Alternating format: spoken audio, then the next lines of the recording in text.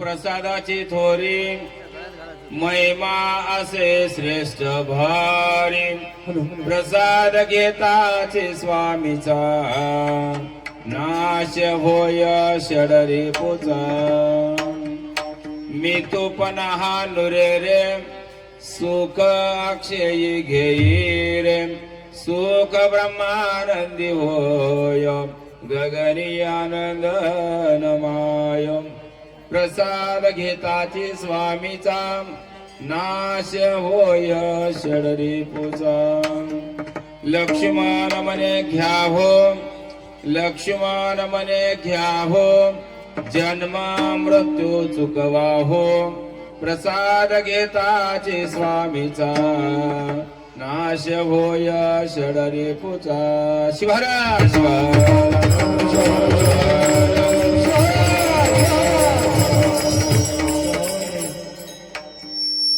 गुरुदेव महादेव गुरुदेव सदाशिव गुरुतत्वात् परं नास्ति तस्मै श्री गुरवे नमः तस्मै श्री गुरवे नमः तस्मै श्री गुरवे नमः।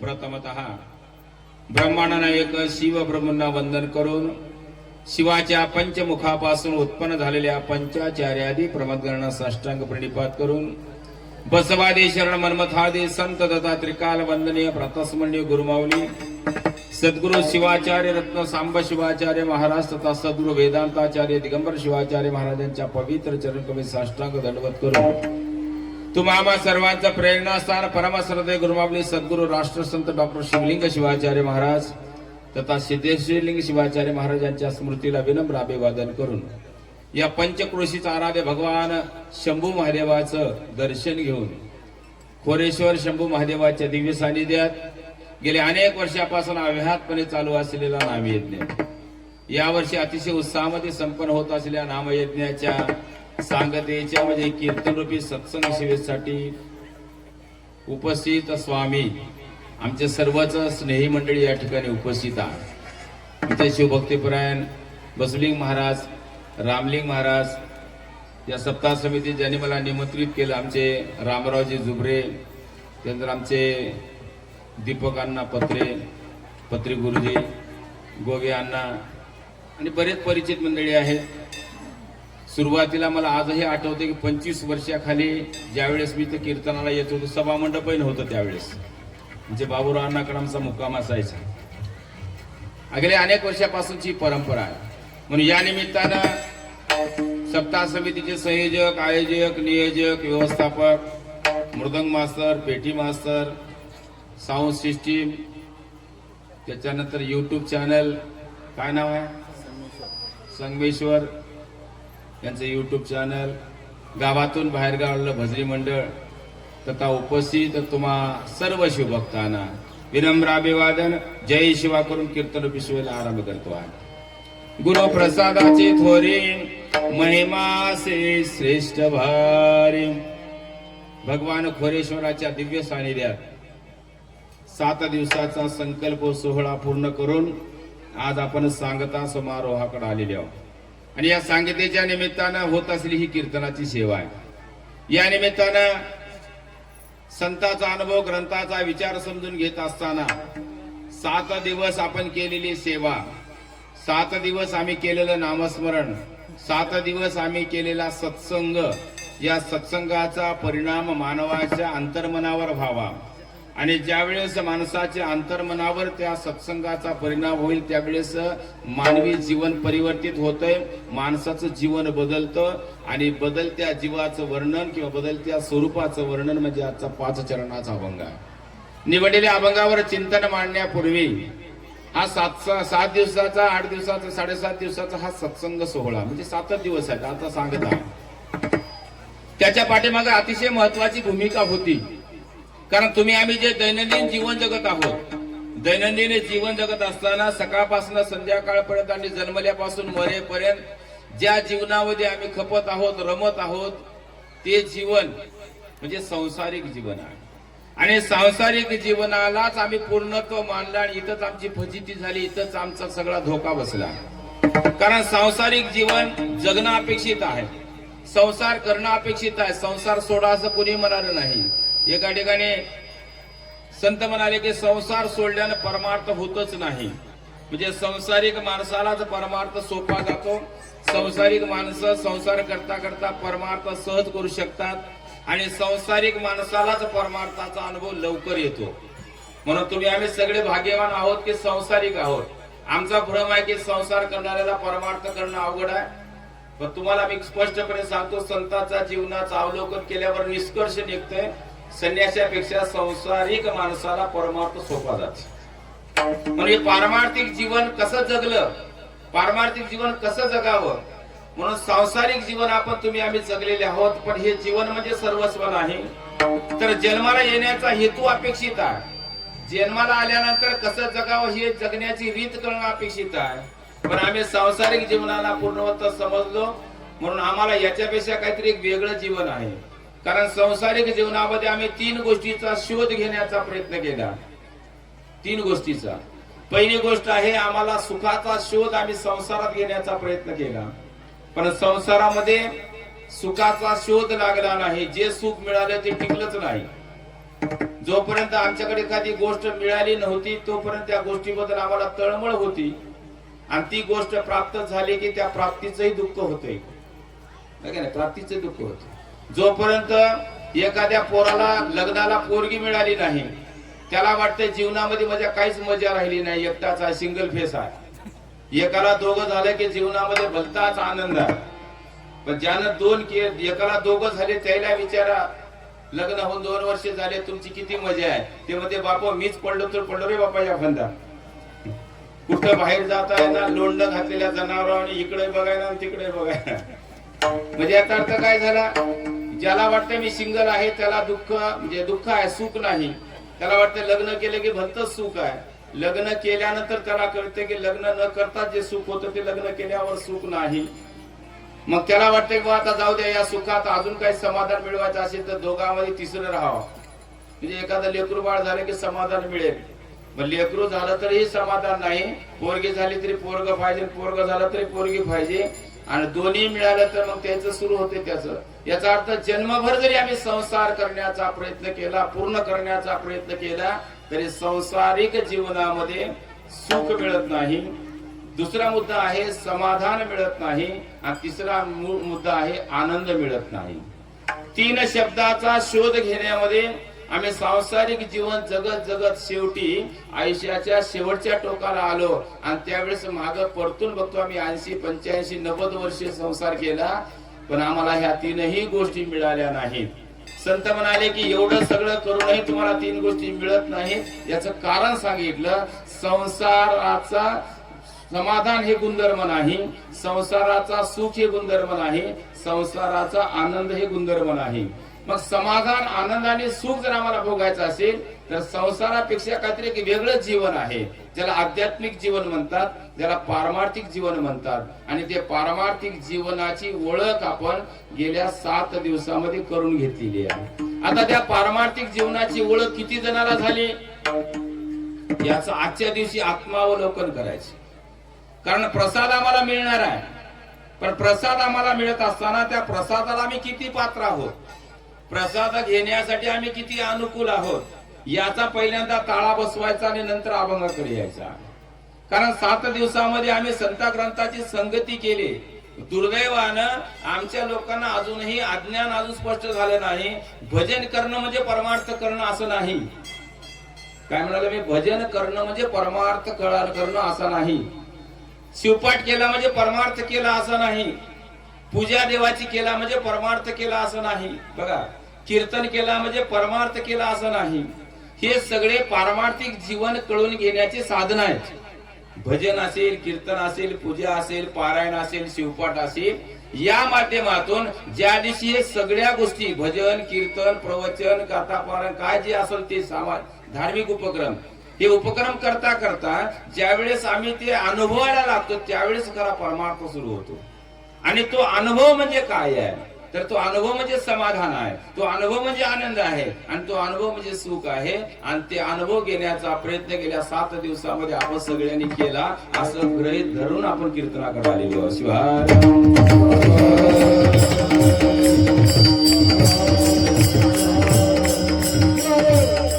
7 दिवसामध्ये आम्ही काय केलं?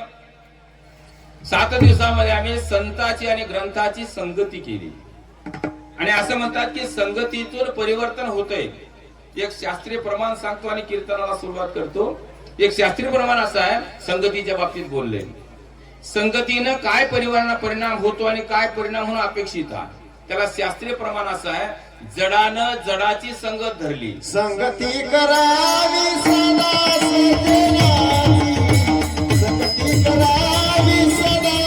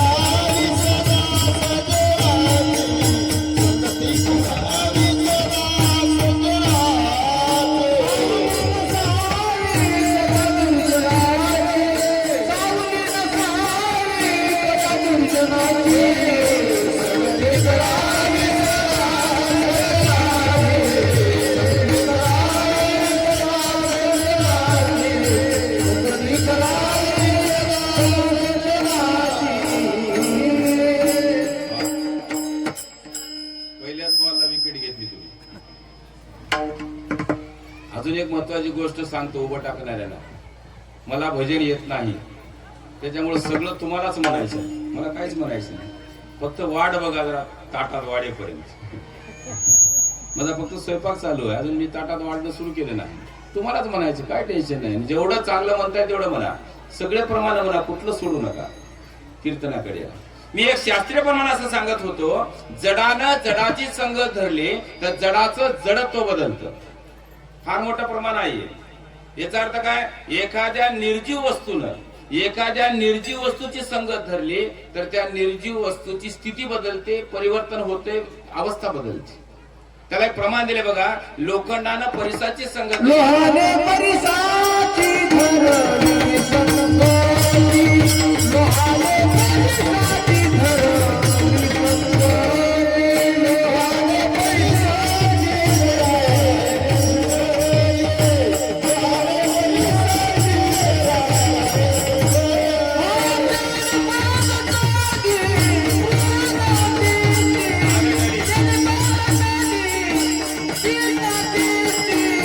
लोहाने परिसाची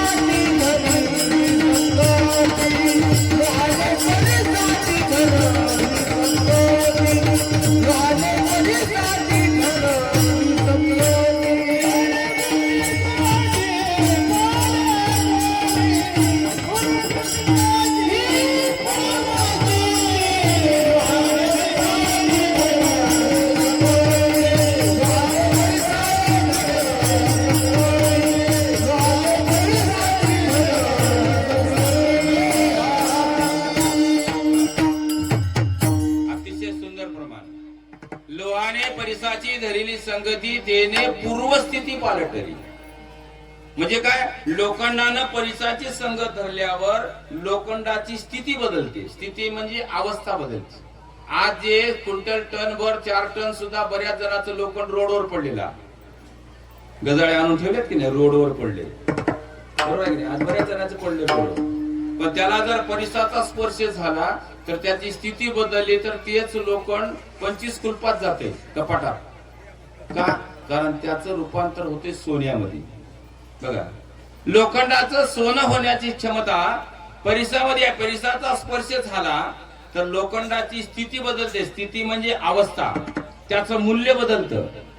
जे आज 4-5 हजार रुपये क्विंटल आहे ते आम्हाला 1.5 लाख रुपयाला तोळा मिळते. एवढे मोठे परिवर्तन होते, त्या मूल्य येते त्या स्थिती बदलल्याने. स्थिती म्हणजे काय? स्थिती म्हणजे अवस्था. स्थिती म्हणजे काय? स्थिती म्हणजे वृत्ती. स्थिती म्हणजे काय? स्थिती म्हणजे अंतरंग.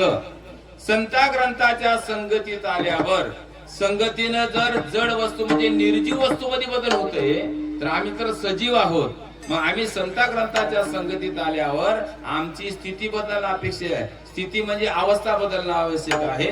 पण दुर्दैवानं पारमार्थिक जीवन जगण्याची रीत माहित नसल्यामुळं आताची माणसं किंवा वर्तमानातील साधक संता ग्रंथाच्या संगतीत येतात, पण स्थिती बदलण्यापेक्षा परिस्थिती बदलण्याचा प्रयत्न करतात.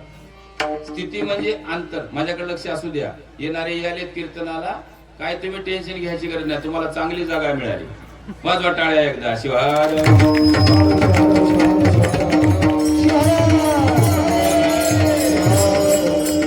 काय म्हणालो मी?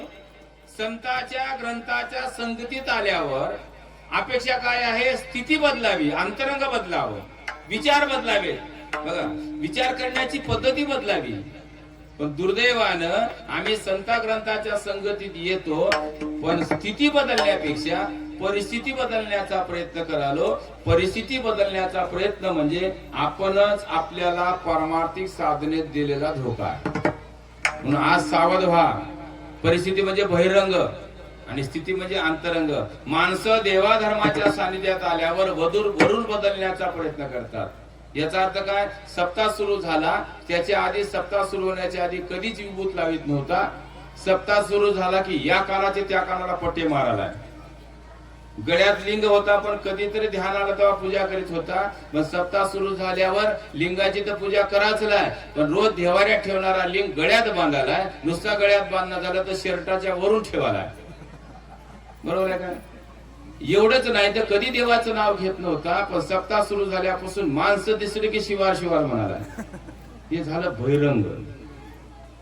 फक्त धार्मिक दिसण्याचा प्रयत्न आहे.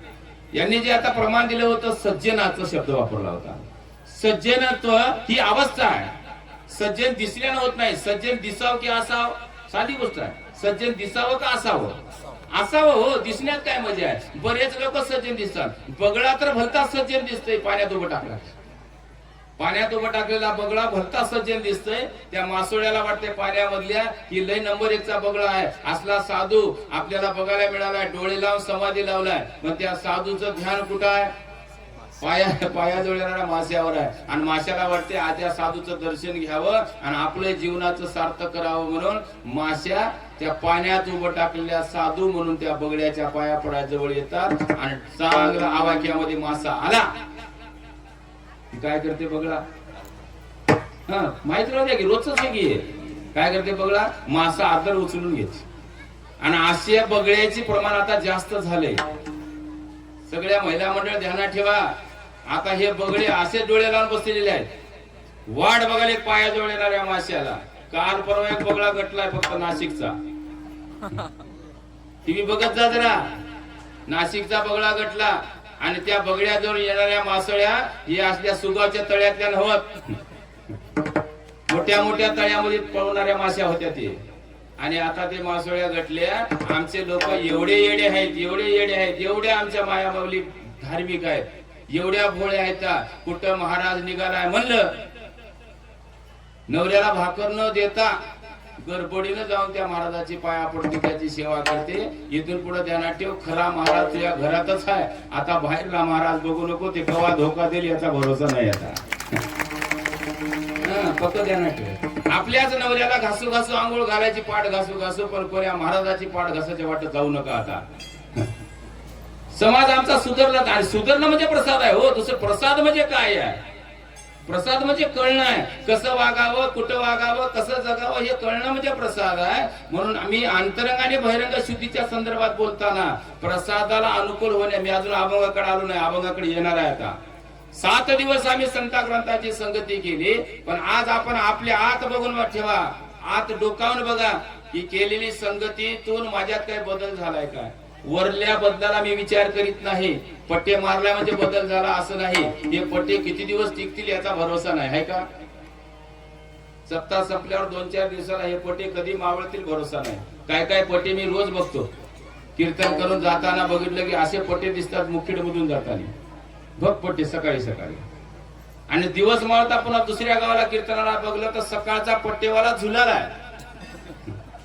त्याला मी उभं करून विचारलं दादा सकाळी तर पाणी लावून पट्टी दिसले भगच्या भग आणि आता हे काय चालू आहे मग मी कोणतं खरं धरू म्हणलं मी त्याला तर त्याला म्हणला महाराज जवाचं तवा खरं धरीत जा म्हणला सकाळचं सकाळी खरं होतं आताच आता खरं आहे म्हणजे परिवार आमचा बदल व्हायलाय हो पण कसं आहे म्हणून या ठिकाणी एका संतांनी परखडपणे सांगितलं काय तैसा भाव कुसुंब्याचा रंग बेगडाचे नग 4 दिवस त्यांनी सांगितलं की जसं कुसुंब आमची करडी आहे करडीचे फुलं असतात बघा बघितली असेल तुम्ही करडीचे फुलं करडी बघली की नाही कोणी करडीचे फुलं रोडवर जाताना करडीच्या शेतामध्ये फुलं असतात दुरून एवढे सुंदर दिसतात बघणाऱ्याला वाटते काय नंबर 1 ची गार्डन आहे पण हे दिसायचीच गार्डन होय जर करडीचं फुल लय भारी दिसायला म्हणून जर नाकाला लावलं तर नाकातलं सगळं मटेरियल बाहेर काढतं म्हणजे काय त्याला सुगंधही नाही त्याला मकरंदही नाही उलट त्याला काटे असतात हे दुरूनच डेकोरेशन चांगलं आहे हे धार्मिक दिसणारे जे असतात हे दुरूनच डेकोरेशन आहे माऊली म्हणतायत दुसऱ्याला बनविण्यासाठी सज्जनपणानं वागणं वेगळं त्या करडीच्या फुलावणी आहे आणि ध्यानात ठेवा डुप्लिकेट जास्त दिवस टिकत नाही बरोबर आहे की नाही डुप्लिकेट जास्त दिवस नाही टिकत नाही एका बाईनं 5 तोळ्याचा हार घेतला होता पिवळा म्हणजे सोन्याचा गळ्यामध्ये घातला आता गळ्यात हार घातल्यावर गुणानं घरात बसू देईना ते हार दुसऱ्याला दाखवावं लागते मग दाखवीत निघाली असंच ऊन पडलं होतं पहिल्या बाईनं बघितल्या म्हणजे एवढं महाग झाल्यावर तुला केलंय केवढ्याच आहे 5 तोळ्याचा आहे बायले भारी झालं काय तुझ्या नवऱ्याला लाटत लागली काय असं तसं कौतुक झालं त्या हाराचं आणि ती बाई आता एका बाईवर कौतुक कुठं समाधान आहे पुऱ्या गावात हिंडून आली पहिला राऊंड झाला दुसरा राऊंड झाला तिसऱ्या राऊंड ज्या बाया भेटल्या त्या घरापुढे उभं टाकू मोठमोठ्या म्हणायची नळाला पाणी आलं नाही वाटायला आज मग ती बाई द्यायची सगळ्याच बघणं झाल्यावर तिला वाटलं अजून राहिल्या सुऱ्या बायाला दाखवून घ्यावं मग घरला जावं म्हणून 4था राऊंड सुरू झाला 4थ्या राऊंडला सुरुवात होताच पहिली बाई भेटली आणि पहिल्या बाईनं निरखून बघून म्हणली हिंग इकडे ग आली जवळ आणि जवळ घेऊन म्हणाली सकाळपासून भिकाऱ्याचं घालून नाच आलीस म्हणली एकदम तिचा चेहराच उतरला म्हणली आता तुम्ही कसं ओळखलं अगं म्हणजे पिवळं होतं तो सोन्याचं वाटलं आता एक घामाने हिरो पडाले की कळालं का तुम्हाला म्हणजे याचा अर्थ काय झाला तुमचं माझं जे वेगळी जीवन आहे परमार्थाचं हे लगडीच उघड पडते आणि बेगडी परमार्थ करू नका, बेगडी संसारही करू नका. आणि हे बेगडी जीवन जास्त दिवस टिकत नाही. म्हणून या ठिकाणी संता ग्रंथाच्या संगतीत आल्यावर बहिरंग आणि अंतरंग दोन्ही अंगाने जर शुद्धता झाली असेल तर मग त्या शुद्धतेच्या झालेल्या साधकाजवळ आजच्या प्रसादाचं रुजन होते आणि मग तो प्रसाद त्याच्यामध्ये रुजतो. म्हणून 7 दिवसाच्या संगतीतून जो मिळालेला विचार आहे तो गुरुचा म्हणजे ज्ञानाचा प्रसाद आहे. आणि तो प्रसाद एकदा घेतला की माऊली त्याचा परिणाम सांगतात अभंगाच्या पहिल्या गुरु प्रसादाची थोरी, गुरु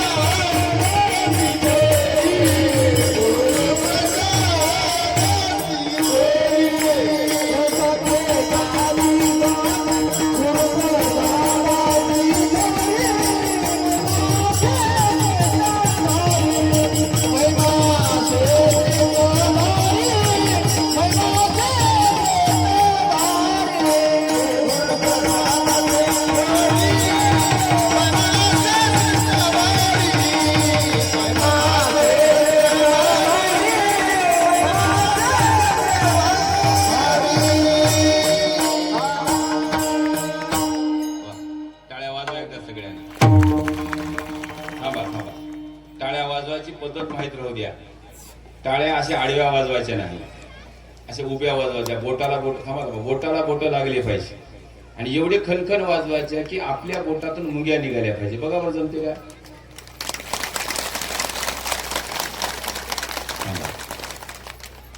मी कुठलीही गोष्ट फायद्याशिवाय सांगत नाही. तुम्ही अशा टाळ्या वाजविण्याचे 7 फायदे आहेत. त्यापैकी 3 फायदे कीर्तनाच्या सुरुवातीला सांगतो, 4 फायदे जाता जाता सांगतो. बघा टाळ्या वाजविण्याचे किती फायदे आहेत. अधूनमधून दिवसातून कमीत कमी 7-8 बाऱ्या तरी टाळ्या वाजवायच्या. फक्त टाळ्या वाजविताना भान ठेवायचं, योग्य वातावरण आणून वाजवायचं. मी असंच कीर्तनामध्ये सांगलं, अधूनमधून टाळ्या वाजवी जाय आणि एका बाईची सासू पाय घसरून पडली, नीनं टाळ्या वाजविल्या असं होते. प्रसंग बघून वाजवायचे. आता कीर्तनाकडे या. टाळ्या वाजविण्याचं सगळ्यात महत्वाची गोष्ट असे की एवढं सुंदर गायन चालू आहे, या गायनातून तुम्हाला जर आनंद मिळत असेल तर तो आनंद व्यक्त करताना गायकाचं कौतुक म्हणून टाळ्या वाजवायचं. कौतुक म्हणून, बरोबर? आता नाही वाजवायचं, कौतुक म्हणून वाजवायचं. गायकाला सांगालो कीर्तनाला घेतलेल्या अभंगाचं प्रमाण डबल चालीत म्हणायचं, बाकीचे सिंगल म्हणायचे. मी 2 बोट दाखवले ना, तुम्ही दुसरं चरण म्हणले. बरं झालं मी 2च दाखवले.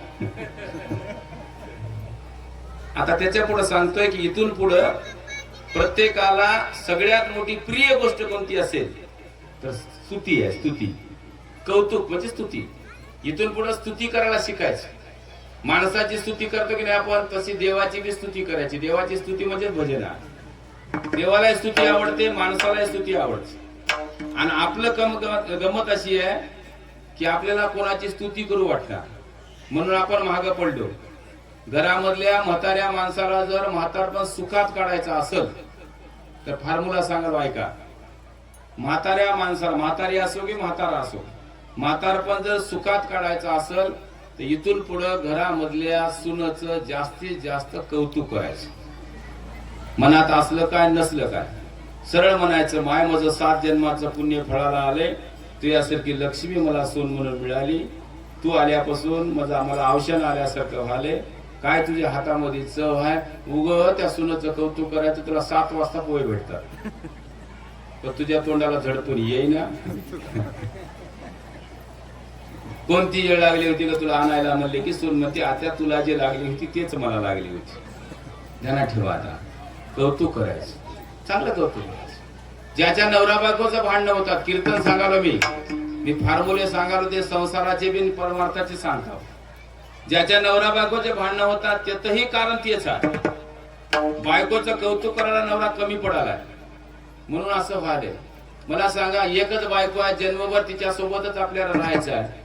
तर बाकी किती कशी जरी असली तरी आपल्याला ते मिळालेली आहे, तिचंच कौतुक करायचं. जरी ती आपल्या कव्यावानी असली तरी. काय दिसालीस म्हणायचं पिकलेल्या जांभळासारखी उगा म्हणत राहायचं, कौतुक करायचं. प्रत्येक नवऱ्यानं आपल्या बायकोला म्हणायचं 8 दिवसातून एकदा तरी, कालच्या पेक्षा आज बरी दिसालीस, तुला रटवून चहा मिळते, टेन्शन घेऊ नको. हे ग्रामसेवक आला होता परवा माझ्याकडे. ते म्हणला, सर तुम्ही महाराजावर तुम्हाला विचारलं. म्हणला मी किती पैसे नेऊन दिले घरी. तर पैसे घेईपर्यंत बायको गोड बोलाले, नुसतं भांडण काढाले. म्हणलं काय करा, मला तर काही सुधारणा झाली. मी म्हणलं साहेब एकच गोष्ट चुकाली तुमची. बायकोला पैसे लागत नाहीत, कौतुक लागते. तुम्ही कौतुक करायला कमी पडाल्या. बायकोचं कौतुक करायचं. नंबर 1 ची भाजी झाली म्हणायचं, अजून चांगली देते. चहामध्ये लई चव आहे तुझ्या म्हणायचं, अजून चांगला करून देते. करतो कडे आज म्हणला. गेला घरला, जेवायला बसला. बायला जेवायला वाढलं. भाजीचा 2 घास खाला. वाह काय नंबर 1 भाजी झाली. अशी भाजी तर धाब्यावरही मिळणार मला. लय भारी भाजी झाली. बायको धिपली घेऊनच आली. बायको धिपली घेऊन का आली? बायको म्हणाली, रोज तुला चांगल्या चांगल्या भाज्या करून खाऊ घालते, तुझ्या तोंडाला कधी कौतुक आलं नाही आणि आज शेजारण्याची वाढली. कळालं की नाही? त्याच्यामुळे भाजी कुठली आहे जरा चौकशी करून कौतुक करीत आहे. कळालं का? मग इथून पुढे सगळ्यांनी चांगल्या गोष्टीचं कौतुक करायचं. बस वाटाळ्या एकदा शिवार.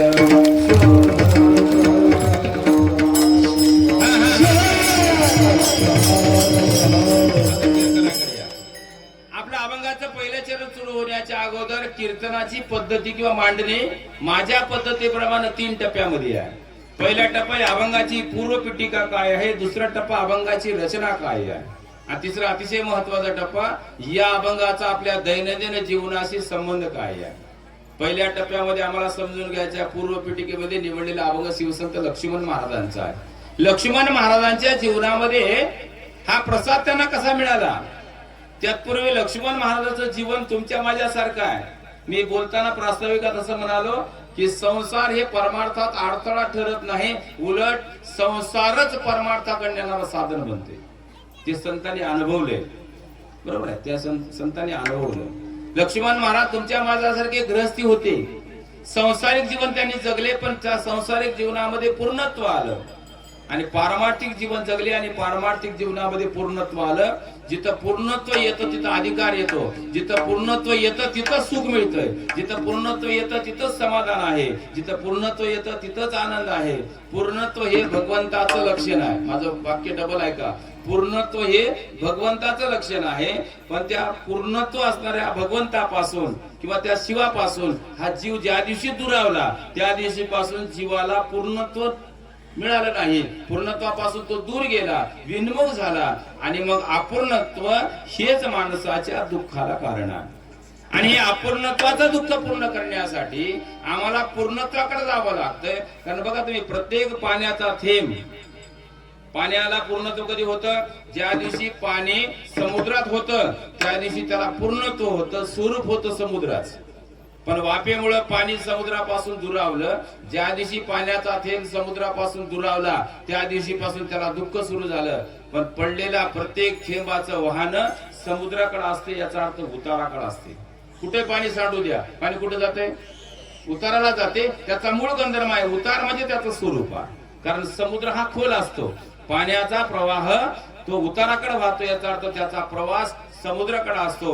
तद्वत प्रत्येक जीवाचा प्रवास हा त्या परमतत्वाकडे, याचा अर्थ मूळ स्वरूपाकडे असणं अपेक्षित आहे. आणि मूळ स्वरूपाकडे तो प्रवाह आम्हाला प्रवाहित करण्यासाठी आम्हाला वारंवार ज्याची मदत लागते त्याला म्हणतात गुरुचा प्रसाद. म्हणून शिवसंत लक्ष्मण महाराजांच्या जीवनामध्ये हा गुरुचा प्रसाद मिळाला आणि गुरुचा प्रसाद मिळाला की जीवनाचं परिवर्तन होते, जीवनामध्ये बदल होतो. महिमा असे श्रेष्ठ भारी, एवढं महात्म्य. महिमा म्हणजे महात्म्य. एखाद्या गोष्टीचं महात्म्य हे चिरकाल टिकणार असते, त्याला म्हणतात संविधानिक महात्म्य, संविधानिक महत्व. आणि एखाद्या गोष्टीचं जर क्षणिक महत्व असेल तर त्याला म्हणतात असंवैधानिक महत्व किंवा मोठेपण. काही गोष्टी बघा, जोपर्यंत पदावर असते तोपर्यंत त्या पदाची किंमत असते. एखाद्या गावातला सरपंच असेल तर जोपर्यंत 5 वर्षे तो त्या पदावर आहे तोपर्यंत त्याला किंमत आहे. एकदा पदावरून खाली आला, पदावरच झाला की त्याला तेवढी पहिले इतकी किंमत मिळत नाही, कारण त्याचं जे पद आहे ते 5 वर्षासाठी संविधानिक आहे. 5 वर्षानंतर त्याचं त्या पदाचं महत्व राहत नाही. पण गुरुचं पद हे अढळ आहे. अढळ याचा अर्थ त्रिकाल अबाधित सत्य आहे. गुरु या शब्दाचा अर्थ आहे ज्ञान. एकदा तुमच्या माझ्या जीवनात आम्हाला जर ज्ञान प्राप्त झालं आणि ज्ञान प्राप्त झालेला जीव त्या मार्गाने जीवन जगू लागला की त्याच्या जीवनाचं जे महत्व आहे, जीवनाचं जे मोठेपण आहे ते आगळं वेगळं मोठेपण आहे. हा अनुभव शिवसंत लक्ष्मण महाराजांनी आपल्या जीवनात घेतला. शिवहार